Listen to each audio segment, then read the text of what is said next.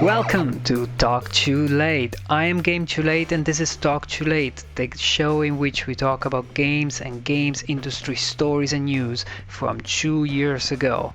This is the episode about the early August 2018 and it's been recorded in 2020, but in Talk Too Late, we talk about stuff that happened 2 years ago. Why? Because it's okay. Why not?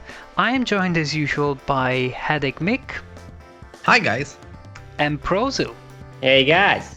How's it going, guys? How you doing? Going okay? Yeah? Holiday for me.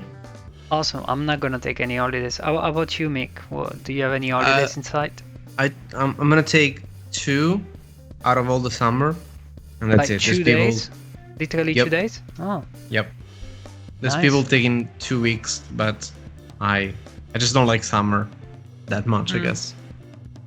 Well, me neither this year. I'm not taking anything. I guess I'm just gonna catch up with gaming. Even though the summer schedule usually for releases is not that very busy. And we're gonna look at that. We're gonna look in our first segment we're gonna look at the games released 2 years ago in August 2018. And then we're gonna talk in our second segment about the news and the industry stories from 2 years ago, from exactly 2 years ago. So, without further ado, guys, I'm just gonna dive in and show you the release schedule of 2 years ago, of August 2018, which opens. I'm gonna just dive straight into this big game that I really liked, Yakuza 0, which had already come out, but this is the Windows version. A Windows version that I spoke to people at Sega. They confirmed that they made this version specifically for Mick to be able to play it on PC. I was just hiding. And then I was like, no, maybe you forgot to talk about it. I'm gonna get back. I'm not here. It was just. But as far as I understand, because we covered this in previous episode, it has to be said, you did buy even this. I bought it. I didn't pirate it. That's incredible, but you did not play it, so. I don't know. That's I played it for like a couple of hours, 6 hours, 4 hours, which is like all the cutscenes basically, and basically the 15 intro. minutes of gameplay. Yeah. I mean, it's nice. I have it. Maybe one day I will have a fever, won't be able to stream, won't be able to work, and play it. Well, I wish you one day to have a fever. So that they can play this. But we do have some more Yakuza related news actually, because in the same month they released Yakuza on PC, but they also re-released Yakuza 3 in a sort of HD version on PS4 with, slightly higher resolution, slightly higher frame rate, and they basically started republishing Yakuza 3, 4 and 5, which originally came out on PS3 on the PS4 platform, as we'll see. There were also other Yakuza news around this time, which was that Yakuza 6 was going to come out on PC. But guess what? 2 years on, this hasn't actually happened. So this news came out around the very beginning of August of 2 years ago, that Yakuza 6, which is running on a brand new engine that really looks really nice, would have arrived on PC. And that didn't happen, So I think. And you want me to play this game? Yes. But still, I think that Yakuza 0 is a great entry point from the game. There is another, because we're talking about articles of Yakuza articles. There is another little piece of Yakuza articles that I want to show you, and it's because it's a bit peculiar and interesting. It's this little article from 2 years ago from Kotaku. Yakuza 0 looking, and the way it looks, on lowest settings.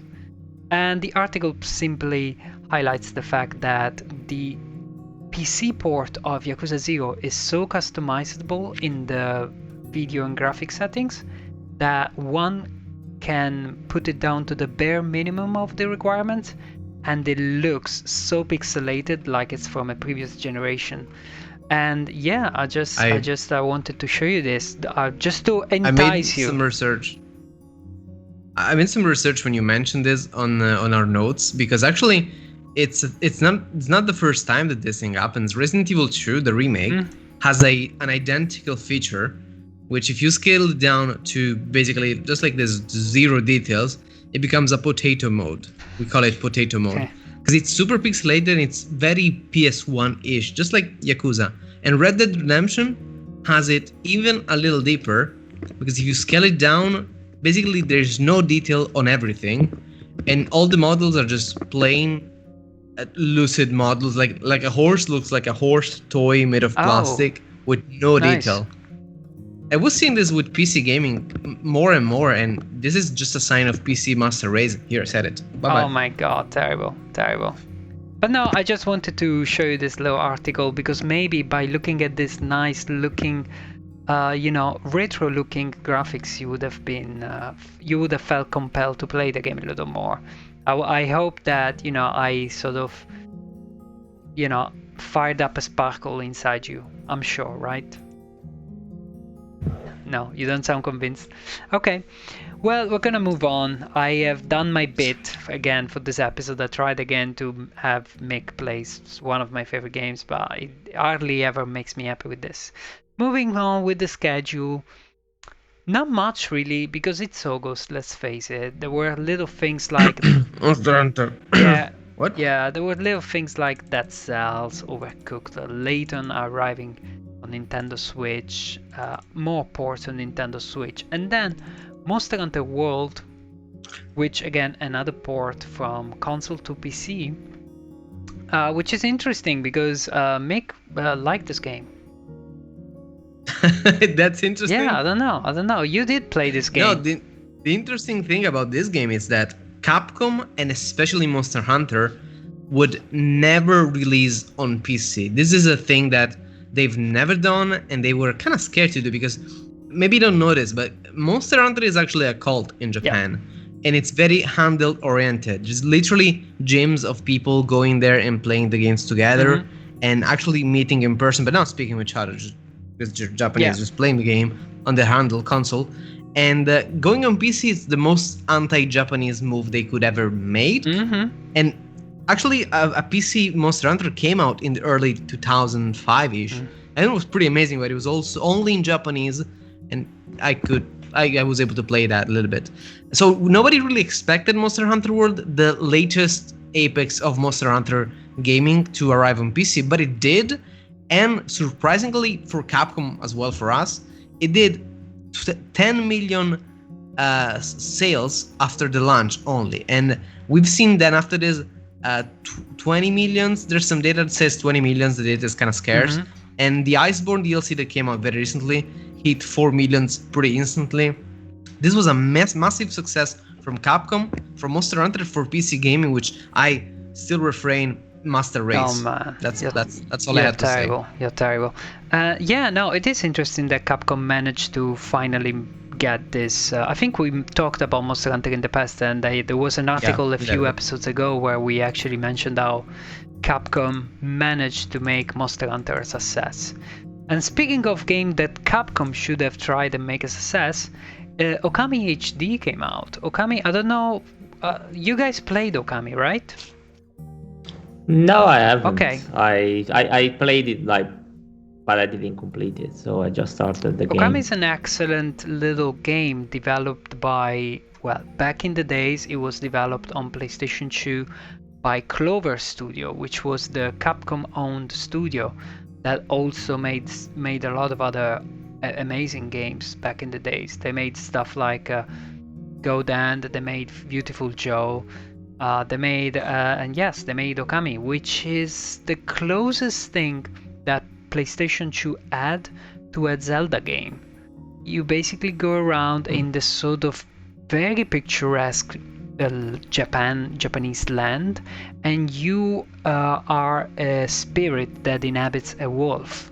And one of the crazy and nice game mechanic of the game is that you use a sort of brush over the screen. You control a brush to use to cast spells and to fight and to do extra moves and to interact also with the game world sometimes. It's really something quite peculiar. It's a game that slowly became a bit of a cult, and so 2 years ago arrived once on another platform, yet another platform, this time Nintendo Switch. So yeah, that was good, and I hope you guys go back to that game one of these days, because it's really good. It's really good. It has that feel of, you know, of being a classic. You just know. It's a bit like what I've been doing recently. I've been playing Psychonauts. I've been really liking it for some of the stuff, even though it aged pretty badly. But you can tell that it'll be a good game to play. Anyway, moving forward, there was Yakuza 3, as I mentioned. There was another Madden football game, who knows?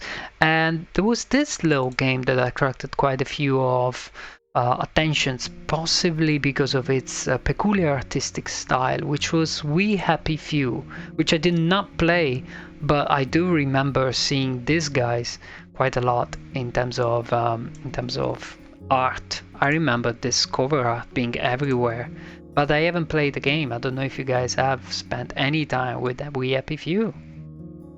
I think that you just summarize the whole game and what happened with it, because me too, and I think everybody were really hyped about it. We're seeing that image all over the place, and this game was kind of too hyped, I believe. A lot, since it came from Gearbox, the guys that did the Borderlands, they did a little bit of Half-Life products, they did Duke Nukem and things like that. Everybody believed that this was the next gen Bioshock Infinite, that generation Bioshock Infinite, that it would shake the gaming industry as Bioshock Infinite did. And I think that ultimately, like a 1,000 people played the game in the end, so we don't nobody really knows if it's good or not. But apparently it did promise a little bit too much. In the end, was a little bit of a... I found it very appealing that it had this style that was reminiscent of things such as Dishonored. That sort of slightly cyberpunk, slightly retro, a mix of retro design and cyberpunk elements, or at least futuristic elements, or retro-futuristic, futurism of the past, modernism, so to speak. And apparently that's it though. Yeah, so because they did molino their way into the gaming conventions. Now a term. They molinoed. And they molinoed. And will people understand this? Yeah, I think. We keep it vague? No. Okay. People will completely understand if we say that a game company molinoed the game. And in the end, a lot of the features that they promised weren't there. But the art is still there. The art, as you mentioned, it's really good and it's really interesting. So yeah, maybe we'll check it out eventually. Yeah, I was madly in love with Dishonored, and we're gonna talk about Dishonored in our second segment, because there's some little news about that as well. So that was We Happy Few. I'm sure that it's gonna come back. I've got this feeling. Anyway, let's move forward, guys. Let's just go and have a look at other things that came out, and let's conclude our first segment about the release of 2 years ago. Two big releases, both came out on the 14th of August. We're talking about The Walking Dead, the final season, and World of Warcraft Battle of Azeroth. Now, The Walking Dead, I think we might have talked about this in the past, but yeah, I don't know what the final season is about. I don't know if you guys have spent any time with the final seasons. I haven't played it directly, but it's basically the culmination of Clementine story narrative that started with Lee in the first season of The Walking Dead. And apparently this game had a huge controversy because it landed months... the first episode landed months before a Telltale was forcefully shut down. And so the game was uncompleted for a little bit, and a bunch of things happens in the side. We'll talk about it maybe a little later when we talk about some news, because I think there's a little bit of analysis to be done about what happened to Telltale. Yeah, as far as I remember, the story went that they started releasing the final season, and then the company went under, and they went under bad. They really bad. They really bad. Really, like, I've seen some interviews and people were actually hearing crying all of a sudden in the midst of the morning, and they found out that why the crying was going on. And I mean, that's it's not unheard of in the games industry, but we will dive into this in the second segment maybe, when we talk about what happens sometimes in the games industry, and with games such as this. And the other game that we were mentioning was World of Warcraft, Battle of Azeroth. What is that? Oh god. It's like, have you got 20 years of time to explain all the World of Warcraft nonsense? Shouldn't we say simply that it is the 7th expansion pack for the massively multiplayer online role-playing game World of Warcraft, following Legion, which I guess was the 6th expansion pack? Yeah, you got Amazing. it. Now, basically, the only thing that it's worth to tell about this, and there's a new expansion every X years, and Blizzard is just gone at this point. But the interesting thing is they do like a good expansion, a bad expansion, a good expansion, a bad expansion, and Legion was a good expansion. Okay, so that lives. That lives our listeners and audience to just come to their own conclusions about Battle of Azeroth. Okay, cool. That pretty much concludes the list of games and notable games that came out 2 years ago. That was really simple. Yeah, not much really, but we can look forward to the next episode where we can talk about the remake of Shenmue 2 finally arriving to modern consoles, the new edition of Night Trap, which was a full motion video game of like 25 years ago, which was really cringy, and other incredible unmissable games such as Pro Evolution Soccer. Why not? I don't know. Or oh my god! I don't know. Hey, there is the return of Double Dragon there. And there is the return. Where is that? I didn't even see it. Where's that? Where there is Guacamole 2, by the way. Guacamole 2. So there is some stuff to talk about in the next episode. Because yes, it ends up also with Yakuza Kiwami 2. So there you go. I knew it. I was hoping that you didn't notice that. I'm gonna have to talk about that, which I haven't played, by the way. So anyway, we're gonna pretty much wrap up this first segment of Talk Too Late. I invite you guys to follow our second segment of the show. We have quite a few news to talk about, such as things about Nintendo console and Sony consoles and things, lots of things. So I'll see you guys in the second segment. Okay, cool. Bye. Bye.